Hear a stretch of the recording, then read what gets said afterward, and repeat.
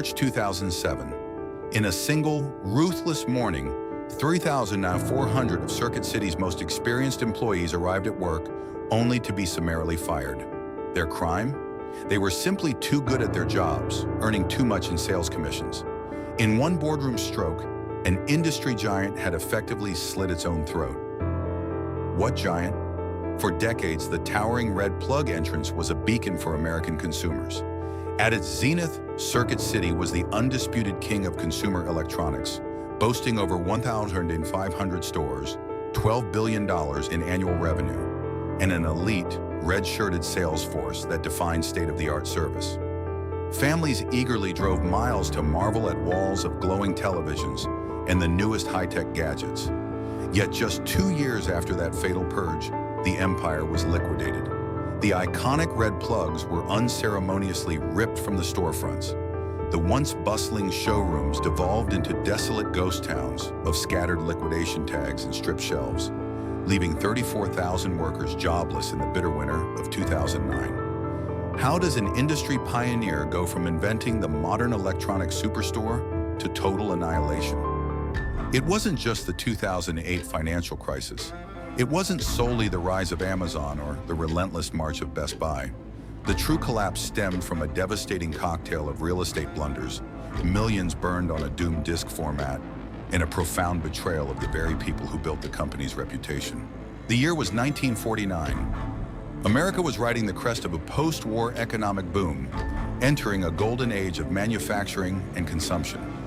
In Richmond, Virginia, a local businessman named Samuel S. Wurtzel was on vacation with his family.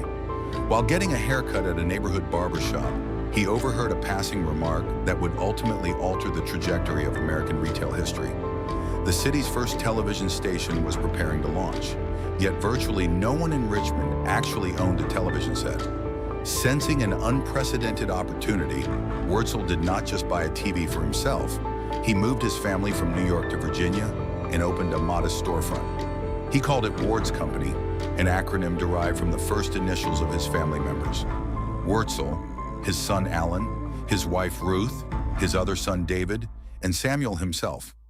In those early days, Ward's Company was a simple operation. The store sold the magic of the era, bulky wooden cabinet black and white televisions that promised to bring the world directly into the American living room. For over 2 decades, the company steadily expanded across the region, operating a growing network of smaller, specialized stores. They sold audio equipment in one location, televisions in another, and major appliances in yet another. It was the standard retail model of the mid-20th century, fragmented, localized, and intimate. But as the 1970s approached, the consumer electronics market began to shift dramatically. Technology was becoming more sophisticated, and the American appetite for household gadgets was growing insatiable. Samuel's son, Alan Wurtzel, who had taken the reins of the company, recognized that the old model was rapidly reaching its limits. Operating dozens of small, scattered storefronts was logistically inefficient. More importantly, it failed to provide the kind of awe-inspiring shopping experience that could match the sheer excitement of the new products themselves. Alan Wurtzel had a vision that bordered on the radical. What if, instead of scattering inventory across an entire city, a retailer consolidated everything under one colossal roof? What if a customer could walk into a single building and find an endless sea of stereos, rows upon rows of televisions, walls of gleaming refrigerators, and aisles dedicated to every conceivable electronic accessory? At the time, this superstore concept was virtually unheard of in the consumer electronics sector. Industry veterans viewed it as a reckless gamble. The overhead costs would be astronomical. The massive volume of inventory required to stock a floor space of 30,000 square feet or more was enough to bankrupt a company if the merchandise did not move quickly. Critics argued that consumers did not need that much choice, and that the personal intimacy of the small neighborhood electronics dealer would be lost forever. It was a high-stakes wager on the future of American consumerism, a bet that the demand for technology would only accelerate. To manage this unprecedented risk, Alan Wurtzel and his executive team heavily invested in advanced point-of-sale systems and computerized inventory tracking, systems that were incredibly futuristic for the late 1970s. This allowed them to monitor exactly what was selling in real time, preventing their massive showrooms from becoming graveyards of unsold gadgets. With the logistics in place, the company unveiled its new format in 1977, accompanied by a bold new name that sounded modern, energetic, and electric. Circuit City. The first Circuit City superstore was a revelation. It did not just sell electronics, it sold the future. When customers walked through the doors, they were greeted by a scale they had never witnessed before. Bright fluorescent lighting reflected off of miles of polished linoleum, illuminating a staggering array of products. It was a veritable temple of technology. The strategy was brilliantly simple, but incredibly difficult to execute. By buying in massive bulk, Circuit City could offer prices that smaller regional competitors simply could not match. And by putting everything in one place, they transformed shopping from a mundane errand into an event. Customers no longer just went to the store to buy a specific item. They went to browse, to marvel, and to dream. People would willingly drive 50 miles just to spend a Saturday afternoon walking the expansive aisles of a Circuit City. This monumental shift in strategy paid off with explosive growth. Ward's company officially changed its corporate name to Circuit City Stores Inc. and began a relentless march across the American landscape. The Wurtzel vision had not only created a highly profitable corporate empire, it had fundamentally rewired the psychology of the American shopper. They proved that if you build a massive, immersive retail environment, the masses will come. As the 1980s dawned, Circuit City was no longer just a store. It was the undisputed pioneer of a new retail category, laying the foundation for an empire.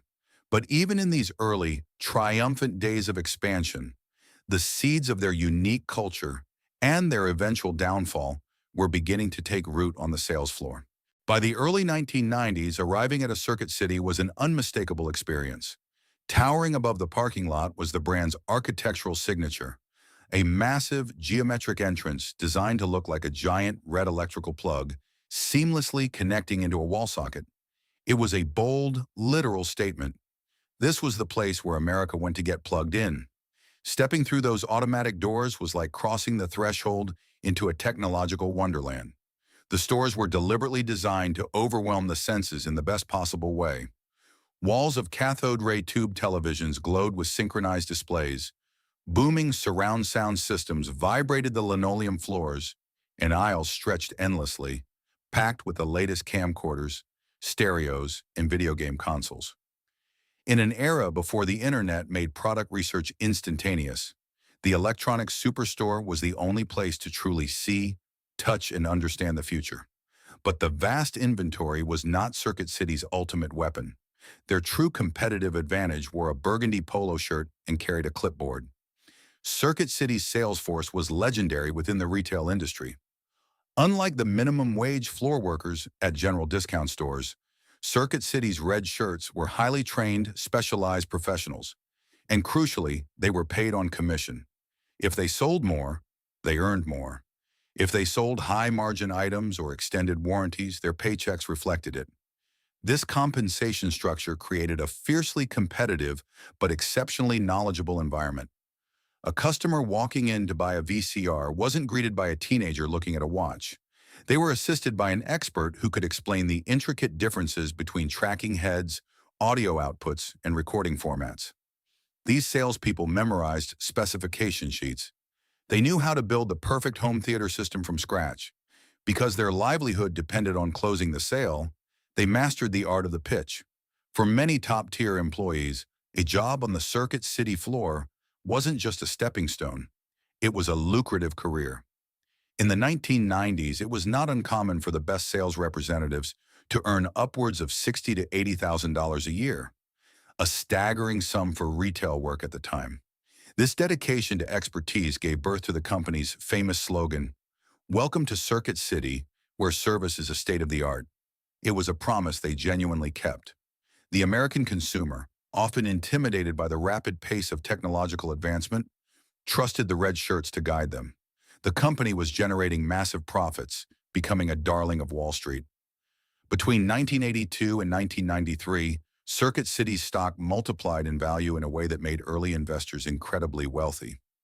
Management was so profoundly confident in their commission-based, high-service sales model that they believed it could be applied to entirely different industries. In 1993, they launched an ambitious spin-off called CarMax. The logic was audacious but clear. If the Circuit City way could make buying a complicated stereo system painless and transparent, it could do the same for the notoriously shady used car market. CarMax utilized the same principles of vast inventory, computerized tracking, and professional salesmanship. It was a massive success, further cementing the Wurtzel family's legacy as retail visionaries. By the mid-90s, Circuit City had reached the absolute zenith of the American retail landscape. They were opening new stores at a breakneck pace, dominating market share, and crushing smaller regional competitors. They were, without question, the king of consumer electronics. Yet beneath the polished floors and the ringing cash registers, a hidden tension was quietly building. The commission-based model was brilliant when electronics were expensive luxury items with high profit margins.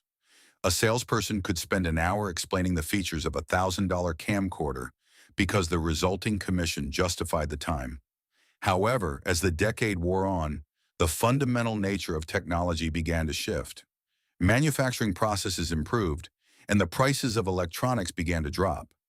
Gadgets were becoming less of a complex luxury and more of a cheap, standardized commodity. As profit margins shrank, the pressure on the red shirts intensified. To maintain their income, they had to push harder, sell faster, and aggressively market extended warranties. The state-of-the-art service began to feel, to some customers, a little too forceful. The environment was changing, and an aggressive new rival from the Midwest was quietly watching, preparing to exploit the one glaring weakness in the Circuit City armor. As the 1990s progressed, the consumer electronics landscape underwent a profound transformation. The magic of complex, expensive gadgetry was giving way to an era of commoditization. Personal computers, CD players, and microwaves were no longer mysterious luxury items requiring an hour-long tutorial. They were everyday household necessities. Consumers were becoming more tech-savvy, armed with independent research, and what they valued most was no longer a guided tour, but speed, price, and convenience. This cultural shift exposed the fatal flaw in Circuit City's legendary sales model. The highly trained, commissioned red shirts, who had built the company's reputation, were suddenly perceived through a different lens. To a customer who simply wanted to grab a $15 CD or a basic toaster, a salesperson hovering nearby, eager to earn a commission or push an extended warranty, was no longer a helpful guide. They were an aggressive nuisance. The state-of-the-art service began to feel suffocating. Waiting in the wings to exploit this exact frustration was a fast-growing rival from Minnesota, Best Buy. Branded with a bright yellow tag, Best Buy deployed a radically different philosophy. They introduced a grab-and-go warehouse format. Their floors were vast, brightly lit, and meticulously organized like a grocery store. Most importantly, Best Buy's staff in blue polo shirts were not paid on commission. They were there to answer questions if asked, but otherwise they left the shoppers alone. It was a low-pressure environment that perfectly aligned with the new independent American consumer. The contrast was stark. At Circuit City, a customer often had to request an item from a warehouse in the back and wait for a salesperson to bring it to the register, ensuring the commission was properly credited. At Best Buy, customers simply picked a television off a pallet, threw it in a shopping cart, and walked to the checkout line. Best Buy's strategy was an immediate, devastating success. They began aggressively expanding, eating into Circuit City's market share with alarming speed. The yellow tags were invading the red plug's territory, offering lower prices on everyday items and a shopping experience free of sales pressure. Faced with this existential threat, the logical response for Circuit City would have been to immediately reevaluate their commission structure and modernize their store layouts. Instead, blinded by decades of absolute dominance and locked into a corporate culture that viewed their sales force as untouchable, executive leadership doubled down. They refused to abandon the model that had made them billionaires.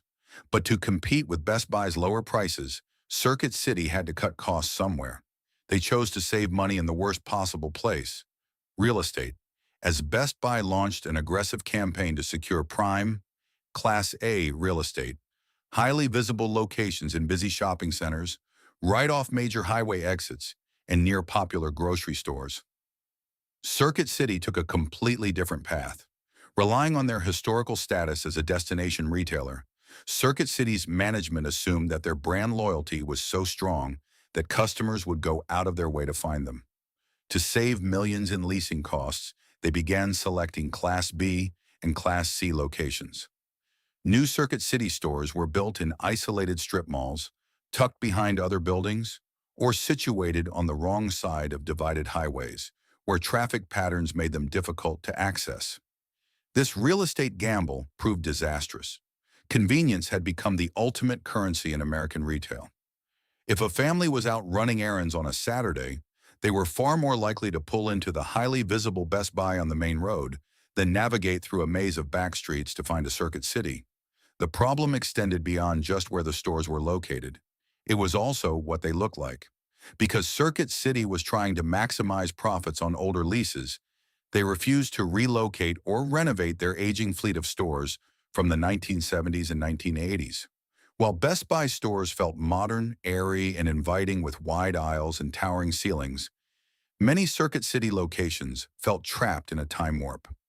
The interiors were often dark, segmented by outdated dividing walls, and cluttered. The once futuristic red plug entrances now looked like decaying relics of a bygone era. Inside, the layout was incredibly inefficient.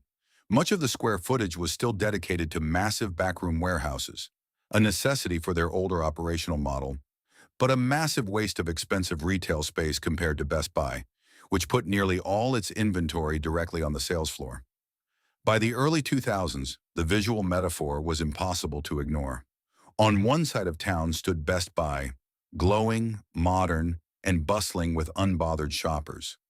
On the other side, often hidden behind a dying strip mall, stood a dimly lit Circuit City, where commissioned salespeople paced the aisles like sharks, waiting for the increasingly rare customer to walk through the door.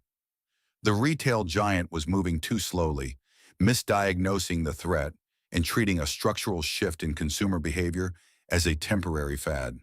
But the worst was yet to come.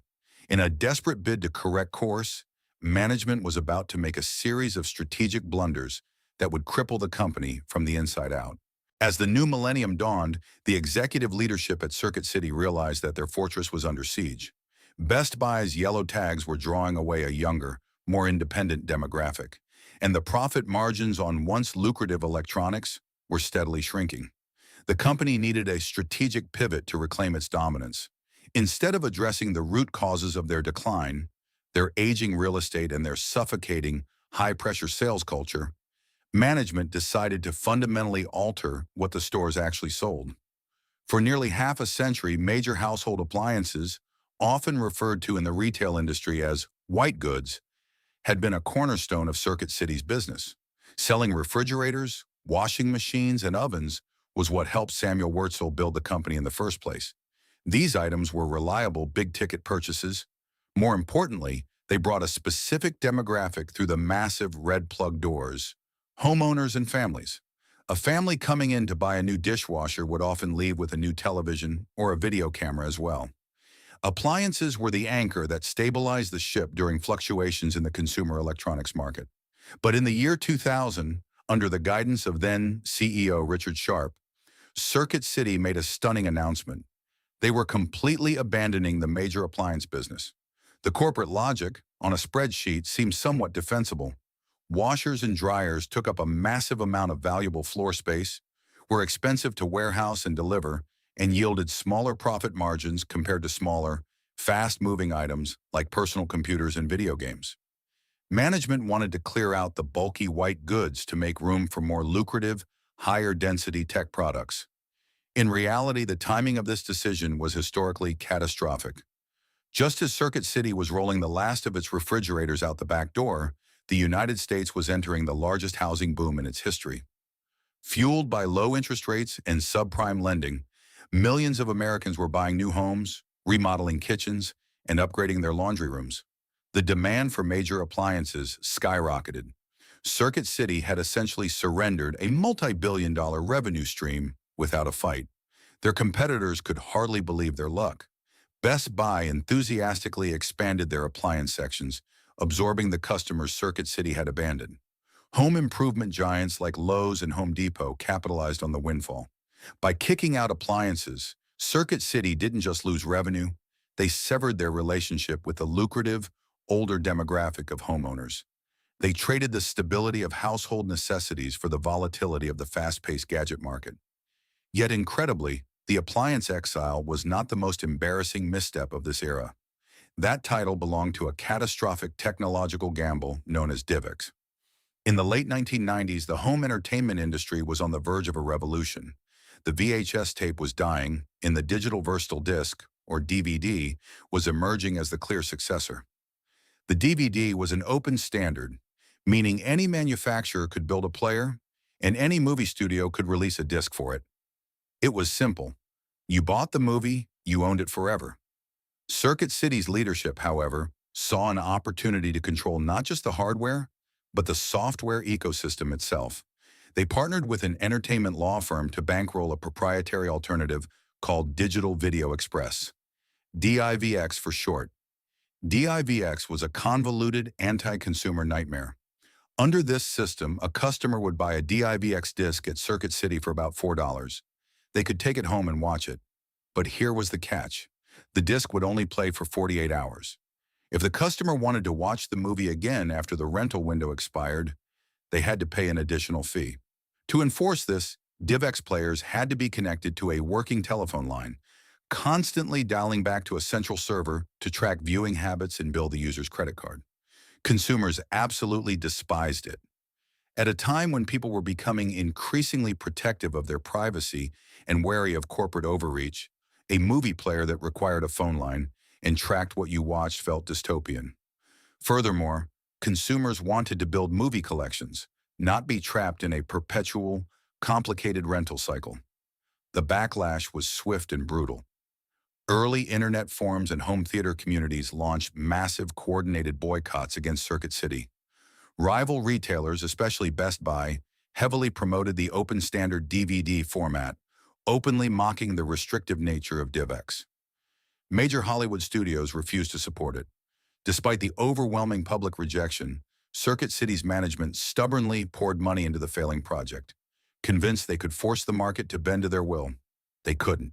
In the summer of 1999, the company finally pulled the plug on DivX. The financial toll was staggering. Circuit City burned through an estimated $300 to $350 million developing and marketing a technology that no one wanted. But the cultural damage was even worse. They had alienated tech enthusiasts, their core demographic. They were no longer viewed as the helpful guide to the future. They were now seen as a greedy corporation trying to force an inferior, restrictive product down consumers' throats. By the early 2000s, the company was bleeding profusely. They had voluntarily given up their most stable product category and wasted hundreds of millions on a doomed vanity project. The foundation was severely cracked. But instead of repairing the damage, management was about to draw a knife and stab the company directly in its heart. By the spring of 2007, Circuit City was a wounded giant. The relentless pressure from Best Buy, the self-inflicted wounds of abandoning appliances, and the catastrophic failure of DivX had left the company's balance sheet battered. Wall Street analysts were growing impatient, demanding immediate action to improve profit margins and stabilize the tumbling stock price. In a desperate search for a savior, the board of directors had brought in a new CEO, Philip Schoonover. Ironically, Schoonover was a former executive at Best Buy. His mandate was clear: transform Circuit City, cut operational costs, and reverse the downward trajectory. But instead of fixing the fundamental issues of poor store locations or outdated layouts, leadership turned their attention to a spreadsheet. They looked at their payroll and saw a massive expense staring back at them: the wages of their most experienced commission salespeople.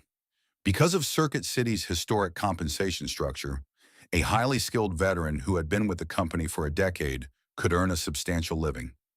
These were the people who knew the intricate specifications of every home theater receiver, who could upsell a premium television, and who had built genuine, trusting relationships with returning customers.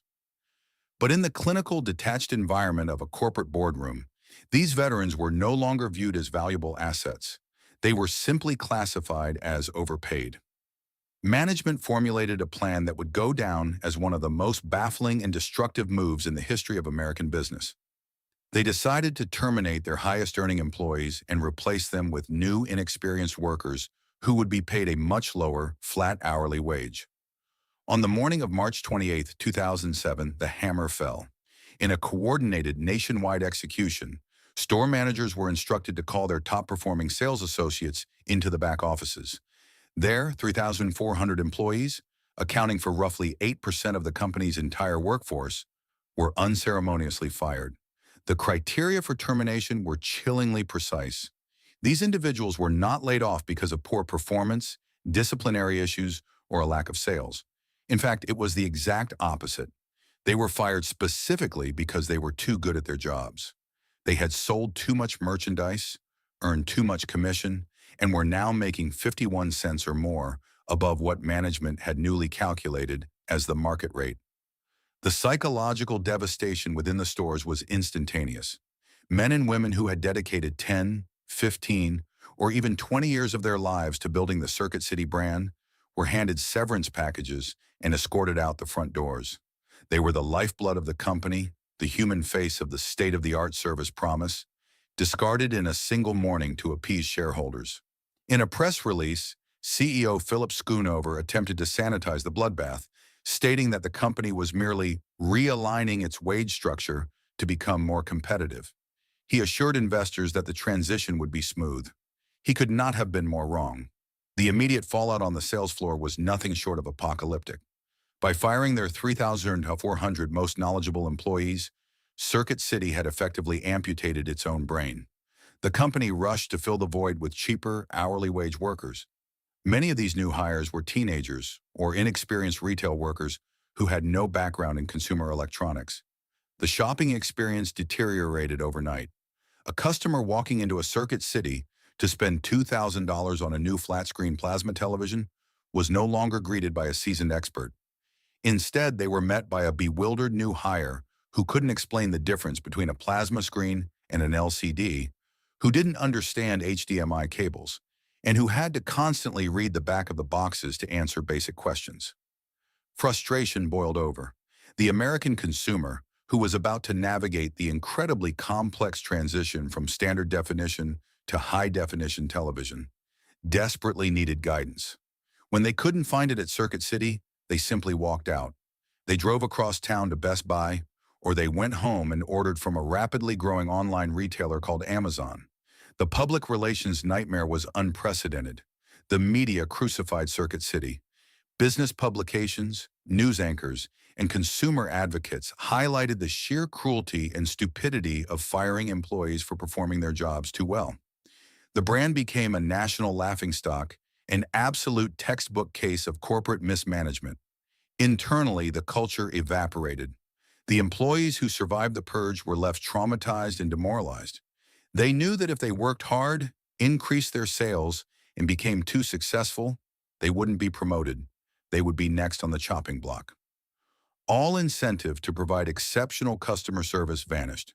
The red shirt, once a symbol of expertise and pride, had become a target on their backs. Financially, the move intended to save the company ended up destroying it faster. The money saved on payroll was instantly eclipsed by the massive, catastrophic drop in sales.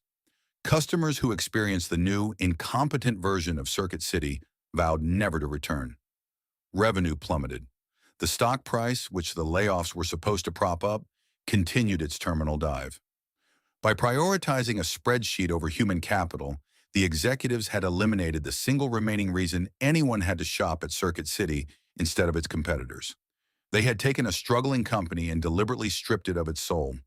The massive red plugs at the front of the stores no longer signaled a connection to the future. They were now tombstones for a brand that had committed corporate suicide. As 2007 bled into 2008, the bleeding was unstoppable.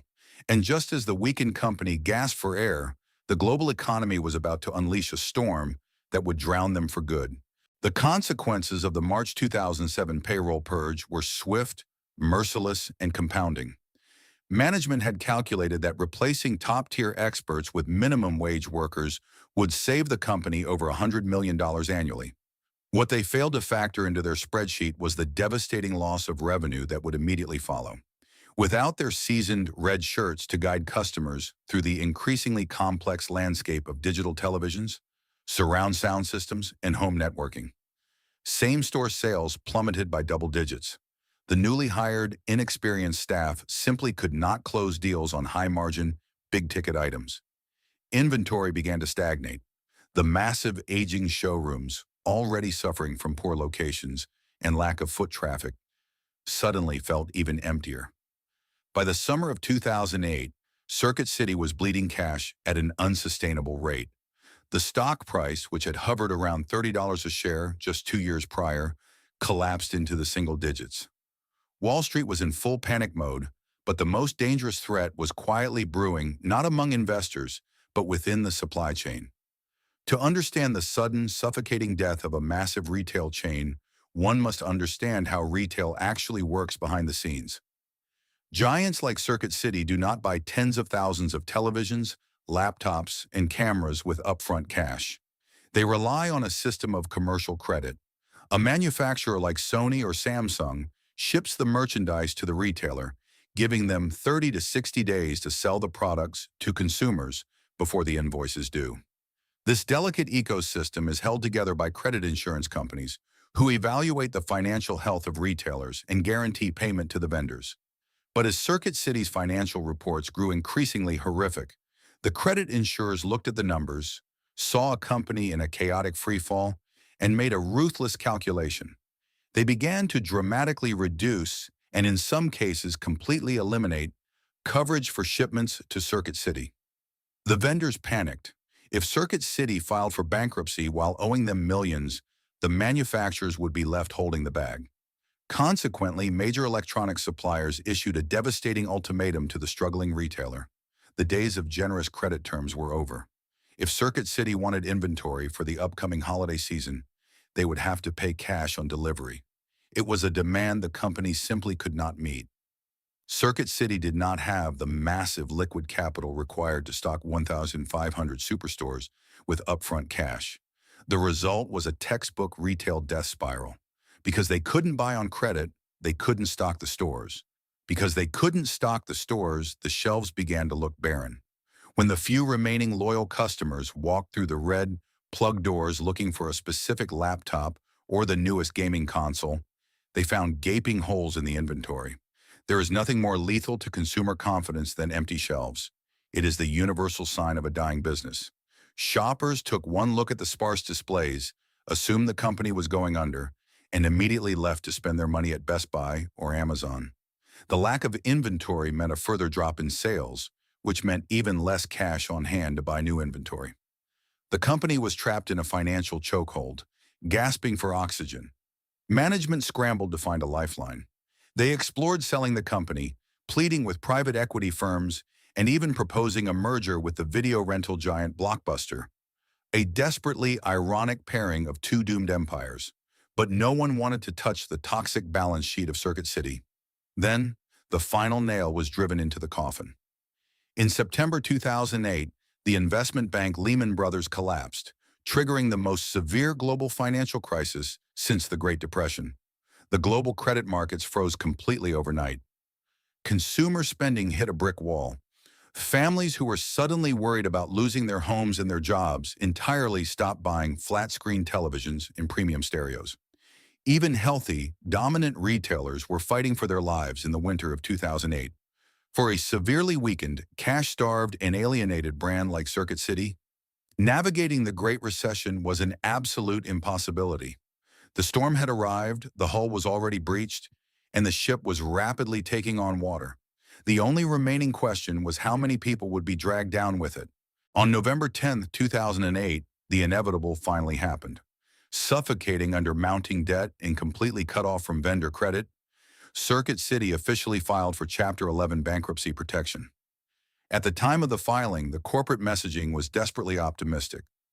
Executive leadership attempted to frame the bankruptcy as a strategic reset, a necessary pause to fix the ship. They promised the public, their employees, and the bankruptcy court that the iconic brand would survive. The plan was to use the Chapter 11 process to break toxic, decades-old real estate leases, permanently close 155 of their worst-performing locations, and emerge in 2009 as a leaner, smarter, and highly competitive organization. But the reality on the sales floor told a much darker story. The timing of the bankruptcy was disastrous, occurring just weeks before Black Friday in the critical holiday shopping season, a period when electronics retailers typically generate the vast majority of their annual profits. Because manufacturers still refused to ship merchandise without upfront cash, Circuit City stores entered the busiest shopping weeks of the year practically empty-handed.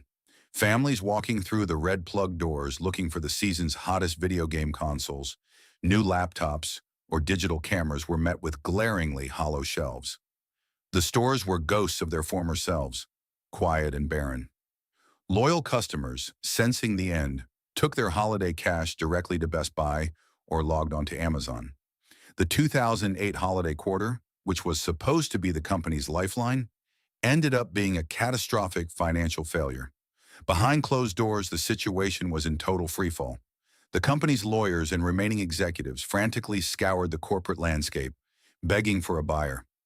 They needed a white knight, a larger corporation or a private equity firm willing to inject massive amounts of capital to save the 60-year-old empire. But it was the absolute worst economic environment in modern history to sell a failing retail chain. The Great Recession had paralyzed the global economy.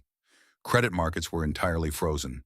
Potential buyers looked at Circuit City's books, saw the shattered brand reputation, the alienated workforce, the atrocious real estate portfolio, and the catastrophic lack of inventory, and they all walked away. By the second week of January 2009, the company had run out of cash, out of inventory, and out of time. On January 16, 2009, the fragile illusion of a comeback was officially shattered. In a federal bankruptcy court, a judge approved the conversion of Circuit City's case from Chapter 11 reorganization to Chapter 7 liquidation. There would be no miraculous restructuring. There would be no rescue. The corporate entity known as Circuit City Stores Inc. was sentenced to death. The heart monitor had flatlined, and now it was time to carve up the remains. Almost immediately, the visual landscape of American retail strips began to change. The towering red plugs, once symbols of technological wonder, were suddenly overshadowed by garish, fluorescent yellow and black banners plastered across the facades. They screamed in bold lettering, "Store closing, nothing held back, and everything must go." The liquidators had arrived. When a company enters Chapter 7, control is handed over to specialized liquidation firms. Their only objective is to extract every conceivable penny from the carcass of the fallen giant to pay off secured creditors. The shopping experience at Circuit City devolved instantly from a structured retail environment into a chaotic, undignified free-for-all. Inside the massive showrooms, the atmosphere was funereal yet frenzied. Bargain hunters descended upon the stores like vultures, picking through the remaining inventory. First, the high-value items vanished: televisions, computers, and home theater systems. Then the accessories disappeared.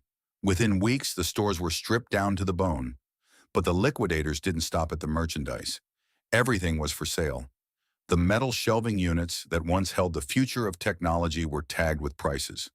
The shopping carts, the checkout counters, the security cameras, the break room microwaves, and even the iconic red polo shirts worn by the staff were auctioned off.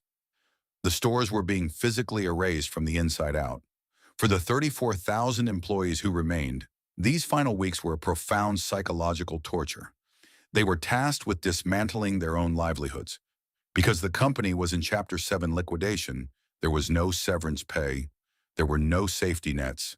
These workers, many of whom had desperately held on to their jobs through the disastrous 2007 purge and the terrifying holiday season, were now just hourly laborers standing on cold concrete floors, unbolting display cases and sweeping up debris. They watched as bargain hunters haggled over the price of a used display monitor. Knowing that when the final item was sold and the lights were turned off, They would be walking out into the bleakest job market America had seen in decades. Tears were a common sight in the break rooms. The human cost of decades of corporate mismanagement had finally come due, paid for by the cashiers, the stockroom workers, and the floor managers. By March 8, 2009, the process was complete. The final remaining Circuit City locations locked their glass doors for the last time. The neon lights and the red plugs were extinguished. In just a few short weeks, an empire that took 60 years to build, a company that had pioneered the modern electronics superstore and shaped the way millions of Americans experience technology, simply ceased to exist. There were no grand farewells, only the hollow echo of empty buildings and the silence of 34,000 lost jobs. The spring of 2009 brought a bleak new look to the American suburbs.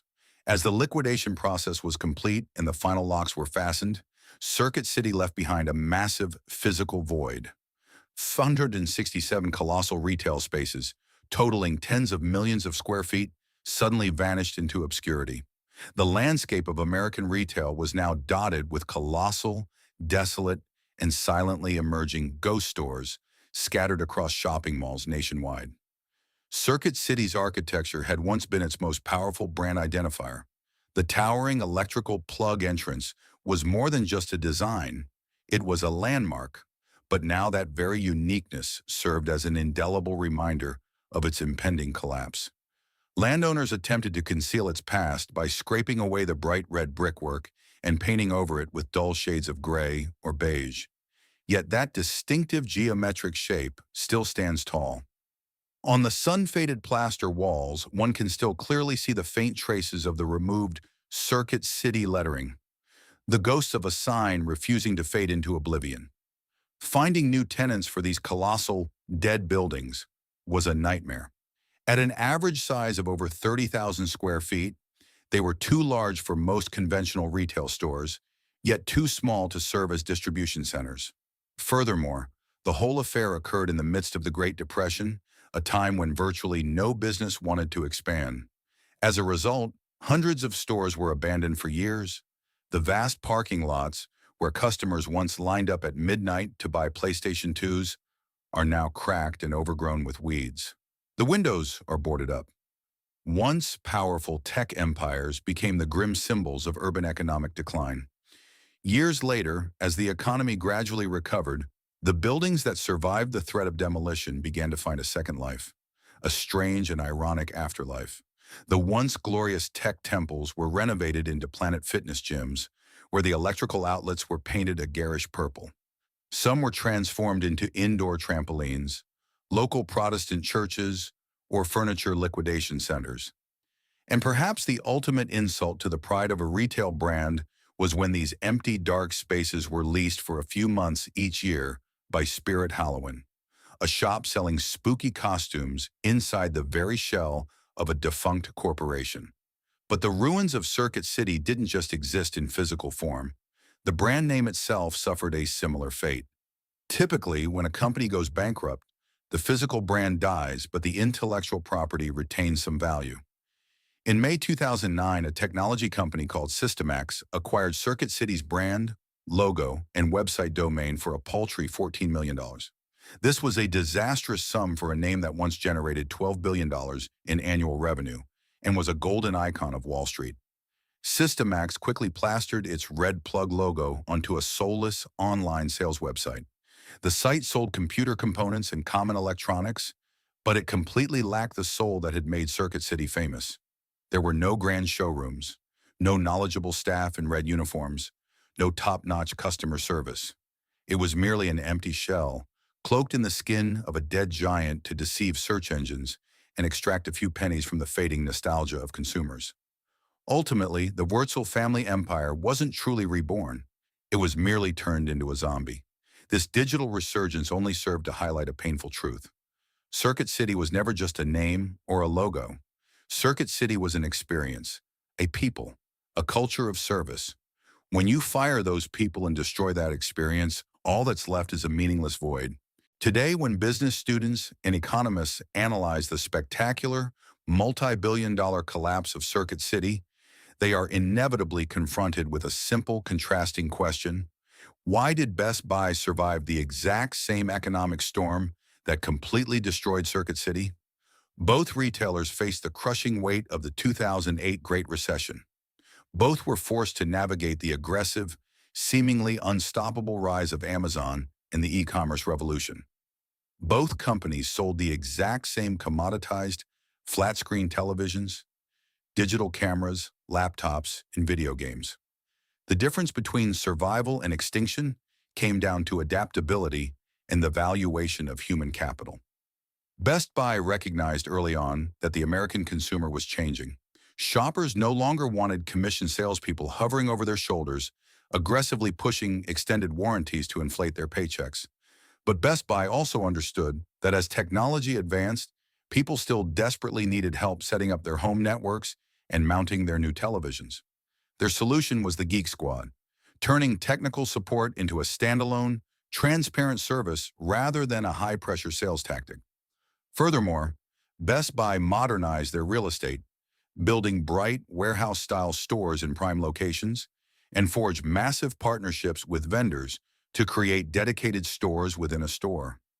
Circuit City, blinded by decades of unparalleled absolute dominance, simply refused to evolve.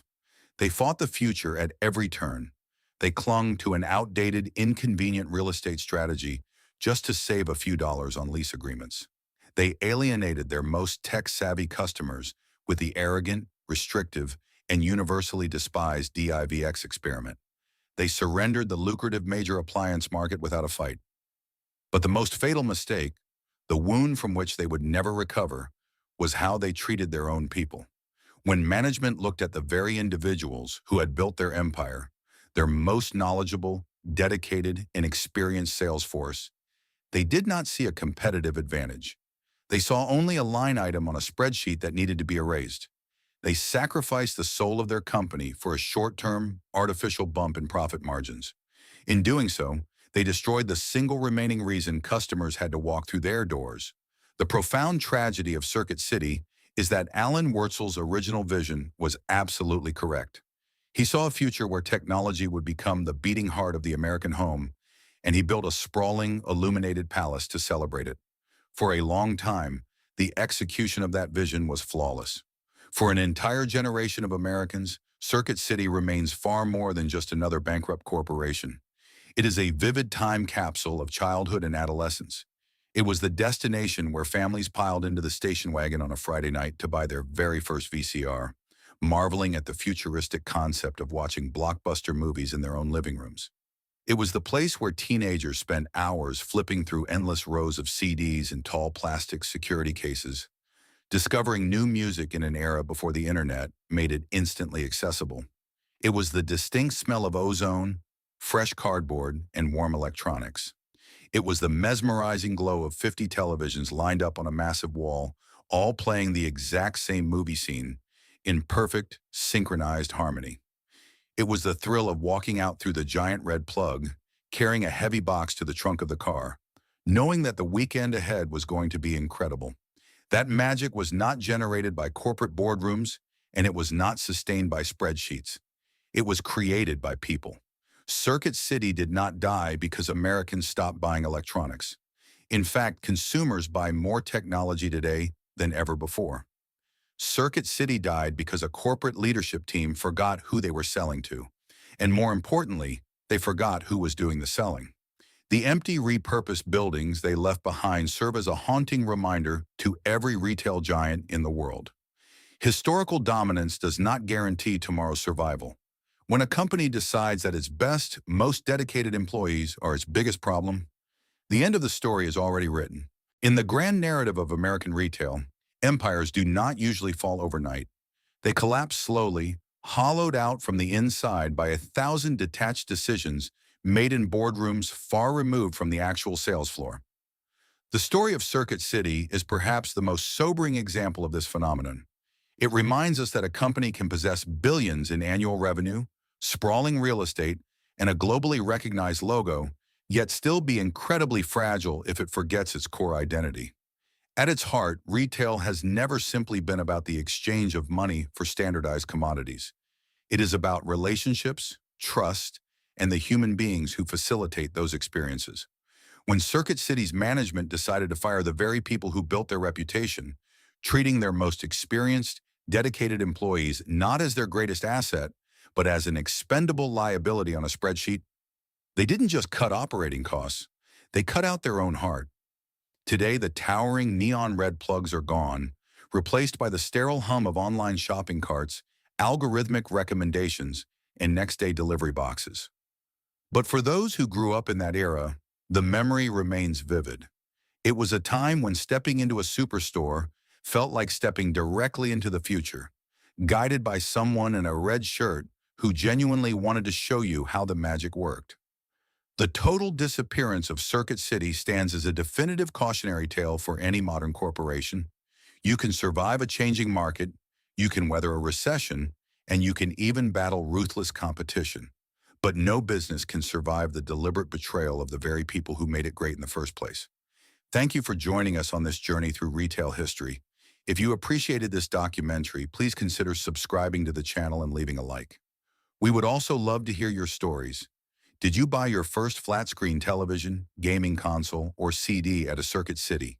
Did you ever wear the iconic red shirt? Share your favorite memories in the comments below, and we will see you in the next video.